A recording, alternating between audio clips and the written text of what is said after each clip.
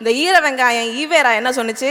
செந்தமிழ் நாடனும் போதினிலே வெங்காயம் பாயுது காதினிலேன்னார். நாடு விடுதலை அடையிறதுக்கு முன்னாடியே செந்தமிழ் நாடுன்னும் போதினிலே, தமிழ்நாட்டுக்கு தமிழ்நாடுன்னு பேர் வரதுக்கு முன்னாடியே செந்தமிழ் நாடுன்னு சொல்லிட்டாயா? அப்படி சொன்னவன் உனக்கு பார்ப்பான், அப்படி சொன்னவன் உனக்கு சனாதனி. இந்த ஈர வெங்காயம் ஈவேரா என்ன சொன்னிச்சு? செந்தமிழ் நாடனும் போதினிலே வெங்காயம் பாயுது காதினிலேன்னார். சனியனான தமிழ் மொழின்னார். சொன்னாரா இல்லையா?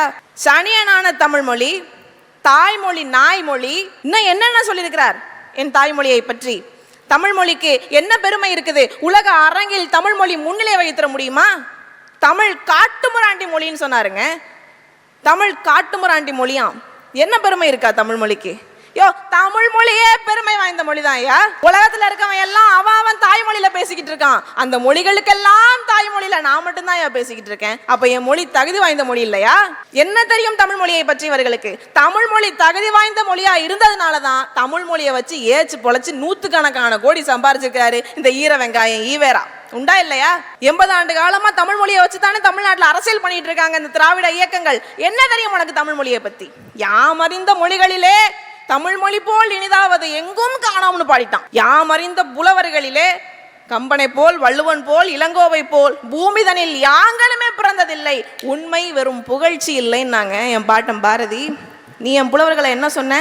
தமிழ் புலவர்கள் நாய்கள், நாய் போல் எச்சில் கடிப்பவர்கள், நாய் போல் எலும்பு கடிப்பவர்கள், எச்சில் நக்குபவர்கள், தமிழ் புலவர்களை தூக்கிலிட வேண்டும் அப்படின்னு சொன்னாருங்க இந்த ஈவேரா. என் பாட்டன் பாரதி சொல்றான் பாருங்க, வள்ளுவன் தன்னை உலகினுக்கே தந்து வான் புகழ் கொண்ட தமிழ்நாடுன்னு பாடிவிட்டாயா.